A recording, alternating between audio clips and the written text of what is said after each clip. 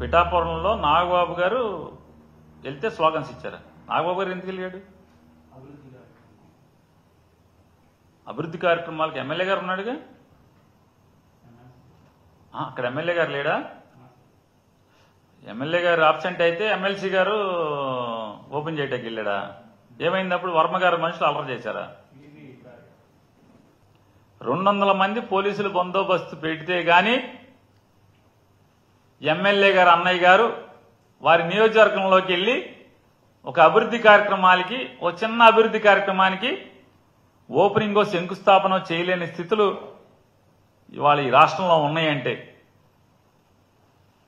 సాక్షాత్తు ఈ రాష్ట్ర ప్రభుత్వాన్ని శాసించగలుగుతున్నటువంటి ఈ రాష్ట్ర ముఖ్యమంత్రిని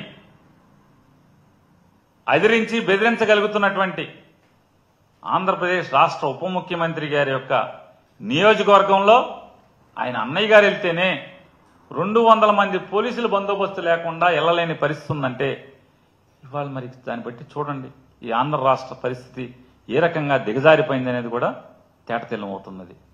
మరి వాళ్ళు ఇంకా ఆడపిల్లల మీద అఘాయిత్యాలు, హత్యలు లేదా దోపిడీలు, దొంగతనాలు, మానభంగాలు కంట్రోల్ చేసేవాడు ఎవడుంటాడు?